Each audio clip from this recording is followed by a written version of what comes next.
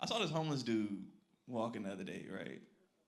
And I was like, I realized I don't like homeless dudes that walk fast. That make me nervous. Cause I'm like, where you got to go? Like where? Like where you rushing to? What you got to do today? Why are you walking so fast? You ain't got no job to go to, you know what I mean? You ain't got to run home and turn nothing off. Like why are you too far? All right, too far. I'm doing old black man things for no reason. Just for no reason. When I see my friends, how I greet them is different, you know what I mean? I can't remember stuff. Every time I'm doing the old black man stance, I be saying, how you doing, brother? All right, good to see you, good to see you. Good to see you. I'm like, why am I standing? I never did that. I never rocked back and forth before. I never did this. I don't know what's happening. I'm like, what? How you doing? But you still stay over there you still stay over there on. I'm like, why can't I remember his address? I don't know what's happening. Black men never know where you live. You still stay over there on you over there off right. They think if you do this, you'll know where you stay right by the. If you just, you got the. I don't know what you're talking about. I don't know. And I don't know what's happening. He said, Mommy said you cut your balls, Daddy. Why'd you cut your balls? I said, no, I didn't cut them. I still got them, but I just got a surgery done, so I don't want no babies. And he goes, oh, why? Are you allergic? I said, a little bit, yeah, like a little bit. But I said, nah, y'all just older. You're going to be in second grade. Your brother's going to be in third. I just ain't got time for that stuff no more. And he was like, oh, okay. Well, what happens if a baby touches you? I said, I'm not allergic, bro. Like, babies can touch me. Nothing's going to happen. I'm fine. I just don't want any more babies. And I got a surgery done so where I won't have any more babies. That's all. And he goes, okay. What happens if Mommy has another baby?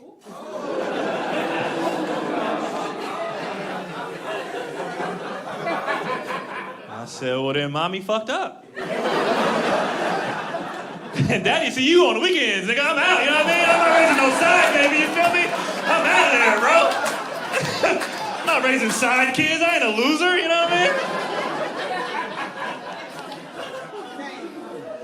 mean? I'm out.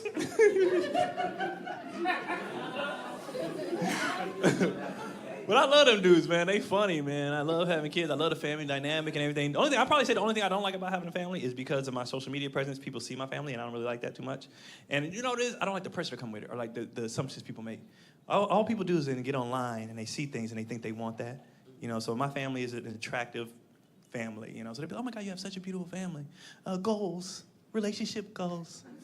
Family goals. I'm like, y'all don't know. She could be beating me every day. Y'all don't know. You know what I mean? And so y'all get online and y'all see couples and these influencers and all that stuff, and you think you want that, and you don't know if they happy or not. You don't know shit about them. They showing you the highlights. That's all social media is the highlights. Right? So you don't know if you want. And plus, let's say you see something and it does look amazing, right? You don't know what it took for them to get there. So all y'all see on social media is everybody's end results, that famous person or that happy couple or whatever, but you don't know, I saw some lady said the other day, this older lady, she was like, you don't find love like this, you build love like this. That shit take time, and it's ups and downs and how to go through that. I seen a couple one time in the middle of my show, they were so distracting because they were all over each other. And I'm talking about, they, right in the front row. And I get distracted, I say, hey, like, enough. I was like, but I love to see it. How long y'all been together? They was like 30 years. I said, 30 years and y'all still all over each other like that? They said, yeah. I said, well, damn, what's the secret? True story. The lady goes, well, 10 years in, I wanted a divorce and he wouldn't let me. And then 10 years later, he wanted a divorce and I wouldn't let him. And then the last 10 have been great. And I said, wait, so the key to a happy marriage is you gotta hold people hostage? That's how this shit works. Like, I want a divorce. Well, get your ass in the basement and you lock the door. I'll let you out when you change your mind. Is that how you do it? I didn't know that was the key to success. I didn't know. Right? But me and my wife, we communicate, and I think that's why we do okay, because we communicate about everything. We talk a lot, and we're very realistic. I hate when couples get in a relationship and think, start being fake about the world. Like, she knows I'm on the road all the time. First of all, she's very pretty, like, commercially pretty. So people hit on her all the time. She knows I'm on the road all the time. And, you know, so she'd be asking me, like, how's the road? I'd be like, it's good. Any girls hit on you? I was like, you know these hoes be on me. Come on, man. Like, stop. She'd be asking me questions. Any of them look good? Have you ever been tempted? I'd be like, yes, this one got a fat ass. But I don't know if it's real, though. So, you know, I don't know, right? But we joke like that, and we play like that, and we're very honest, though. But realistically, she knows, like, couples do need to, you know, stay in lock and everything. So when I go on the road, she refuses to let me go on the road without us getting it in first. Like, she will not let me get on that plane unless we smash, right? I'd be like, I don't need to like that. She'd be like, no, I'm not sending you out there with them hoes with a full load. No, come on. We gotta knock it out, right? And here's the thing. Sometimes I'm not always gone for a full weekend. Sometimes it's a one-nighter. I'm like, I can hold it for 24 hours, ma'am. I don't need it like that. Plus, I'm 40. I don't need it every day anymore. You know what I mean? My sex drive ain't even the same. Every day, that's too much. Like, 6 times a week is fine. Like, I don't need it every day, you know? But she won't let me. She'd be like, you know, we need to do it before you leave. And I'm like, I don't have to. She'd be like, come try. You know what I mean? Like, it's like when you have kids and you're about to go on a road trip, you're like, anybody got to pee? And they're like, no. You're like, go see. Go in there and see. And then every time they be in the bathroom like, oh, I did need to go. You're right, I did. And it's the same thing. She'd be like, come in here. Come get some, come see. And I'd be like, I'm not horny, I'm fine. And she'd be like, let's see about that. And every time I'd be in there, I'd be like, you know what? You know, I did need it. I did need it. You're right. That's how we get down, man. And I'm glad I met her when I did, too. I met her kind of later, like almost when I was closer to 30, which I think was perfect. Because, like I said, I was for the streets early.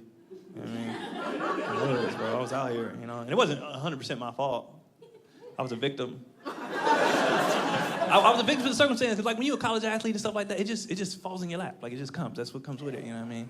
And I'm glad I went to college where I did, by the way. I went to college in Montana, right? Yeah, I went to a PWI, predominantly white institution. And I'm so glad I went there, you know, because I had visited HBCU before I signed with the school, and I knew that wasn't for me.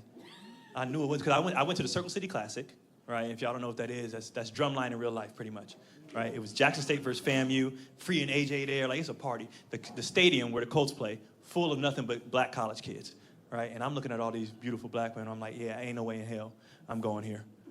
Because if I go to that HBCU, I'm coming back to California with at least 15, 16 kids. Like, I'm taking them down raw, you know what I mean? Like, that's overwhelming for a young 19-year-old unsupervised kid with all them beautiful black women. I can't do that.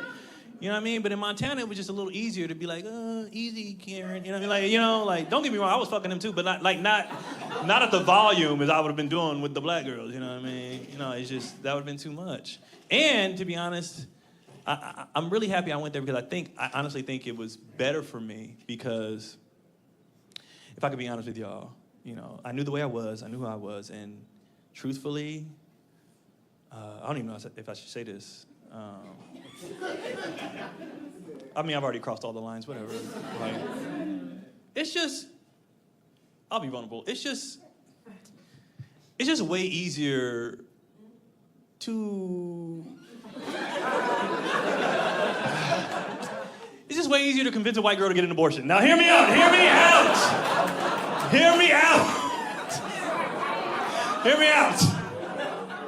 It's not because they're less than.